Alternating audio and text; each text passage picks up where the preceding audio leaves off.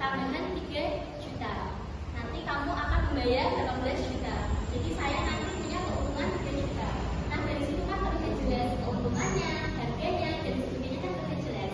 Nah dari situ juga makelar. Kadang ada beberapa makelar yang tersembunyi untuk keuntungannya disembunyikan. Ada juga yang diutarakan. Kalau tanah ini kamu dapatnya dari yang punya tanah tuh 50 juta, tapi kamu tak kasih harga 55, jadi aku dapatnya 55. Seperti itu mundur. Terus apakah bisa itu halal atau haram? Oke, dalam Islam itu halal ya, kecuali kalau tidak ada yang disembunyikan. Kalau tidak ada ya, juga pasti ada yang membeli modal. Jadi jika ada teman kalian atau lingkungan kalian yang dimana dia itu punya uang banyak, tetapi dia tidak punya waktu untuk berjualan atau berdagang atau bisnis lain dan lain sebagainya, maka dari itu dia bisa memilih atau mencari orang yang pandai berdagang, tidak mempunyai modal.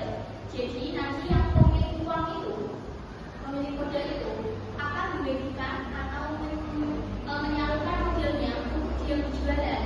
Jadi